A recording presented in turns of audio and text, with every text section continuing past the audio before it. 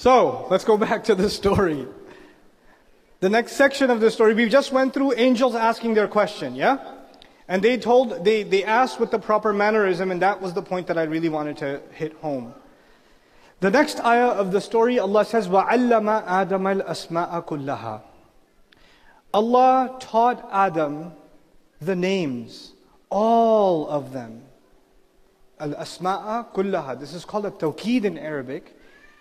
But it's actually even something more than that. It's a combination of tawqeed and mashghul anhu. These are grammatical terms. Here's what they mean in English. Allah taught Adam alayhi salam all manner of names, leaving nothing at all out.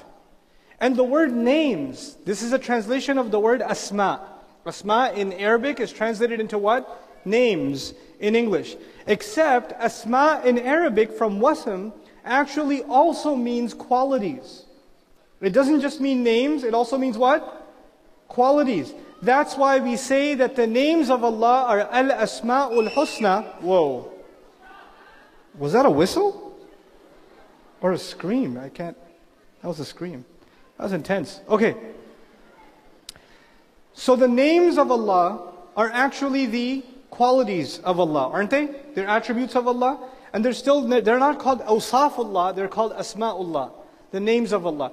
Adam alayhi salam was taught the names of all kinds of things, all the names that might exist, and all the qualities that might exist. Now you know what this is referring to? This is actually referring to Adam alayhi salam being taught language. There's a few points that you guys need to internalize, inshaAllah ta'ala, about this.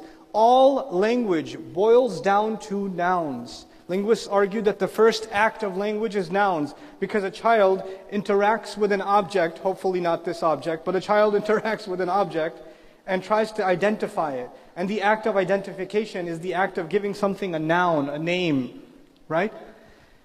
And that's true not just of one language, that is true of what? All languages. The first creature that was taught this massive vocabulary is Adam alayhi salam. All of us are children of Adam alayhi salam, and all of us come from different ethnicities, different backgrounds, different languages.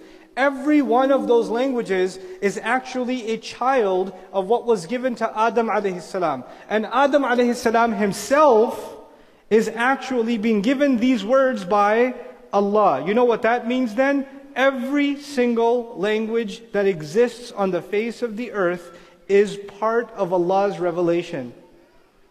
There is not a language that exists on the earth that human beings speak that is not from Him Himself. Because all languages go back to parents, which go back to further parents, which go back to further parents, and eventually where do you end up? Adam alayhi salam. If you realize that, then the conclusion that follows is every language is supposed to be honored, because it's taught by Allah. You shouldn't make fun of any other person's language. You shouldn't make fun of their dialect, even though they're seriously funny sometimes. It becomes really hard not to make fun of certain dialects on occasion, you know. But you have to hold it back, even if it sounds strange to you. And you cannot put people down for the language that they speak. You cannot make fun of people for the language that they speak, because all of them go back to Allah Azza wa Jalla. That's the first implication. Here's the second really remarkable implication. I will try to see in the audience, how many people studying the sciences, any science? Computer science, biology, chemistry, okay. How many people studying history? Like 3. How did your parents let that happen? We're supposed to be studying history, by the way, but not if you're Desi. What are you going to do with that? You know. So anyway, every time you master a science or you do further studies in a science, it is made up of terminology, isn't it? Physics has its own terminology, chemistry has its own terminology, history has its own terminology, the world of finance has its own terminology. They all have their own words, their own nouns. In other words, what was given to Adam alayhi salam is the basis of all human intellectual development. All of it handed to this man, so he can pass it down. As a matter of fact, there were people 400 or 500 years ago in the field of chemistry. They jotted some things down. They gave certain labels to things. They developed some concepts in chemistry. And the next generation of people came and took it a step further. Then the next came and took it a step further. But you cannot take the next step unless the people before gave certain terminologies to define things. That's how every science in the world progresses. You know what I'm trying to get at? I'm trying to get at the fact that the development of human knowledge in every field is actually part of the plan of Allah that began with Adam alayhi salam. So when a young student comes up to me and says, Ustad, I'm studying in the university, but I don't want to study dunya, I want to study deen. I don't know, my parents want me to study, just get university, learn from these kuffar, the sciences, but this is all for dunya, I want akhirah. Then I say to him, you should actually go to acting school, you're pretty good, but also that when you are studying physics or chemistry or biology or medicine or whatever else, you're actually continuing to study what was given to who? Adam alayhi salam. How are you calling this? This has nothing to do with Allah, and the study of deen has everything to do with Allah. You came up with that division yourself. That is not the division of the Book of Allah. The Book of Allah actually wants human beings to dive and learn about the earth, to learn about the origins of creation, to explore. وَاسْتَعْمَرَكُمْ فِيهَا. In modern Arabic, the word istamara actually means to colonize. But in old Arabic, it means Allah put you on the earth and He wanted you to develop and enhance and grow and mature the earth. How do you enhance the world if you don't enhance the sciences? If you don't enhance human knowledge? That is how human beings enhance the world. Agriculture happened because human beings figured out how to irrigate water. And agriculture is the first act of human civilization. From there, when roads are developed, cities are developed, architecture is developed, none of these things happen if you don't learn the sciences.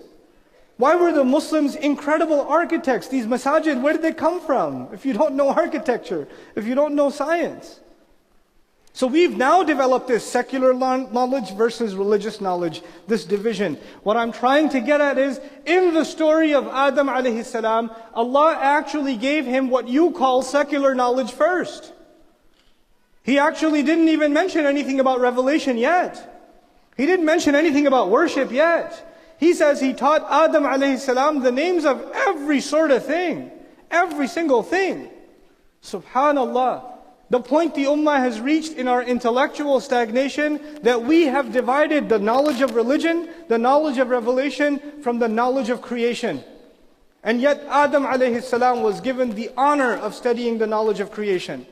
The knowledge of things, all kinds of things, all manner of things. And by the way, subhanallah, وَعَلَّمَ آدَمَ الْأَسْمَاءَ كُلَّ الْخَلْقِ.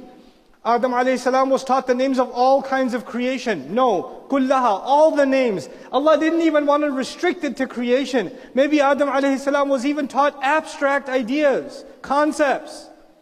Even that, he was given the potential to think not only in physical terms, but in abstract terms. It's remarkable what Adam alayhi salam was given. And as a result, what you've been given. Some of you are extremely creative. Some of you are really good with the arts. Some of you are very poetic. Some of you have a real knack for history. Some of you others, they're amazing at language and linguistics. Others are really good at foreign languages. Others are really good in the sciences. Others are good at medicine. You know, whatever you're good at, that is actually a fraction you've inherited from Adam alayhi salam.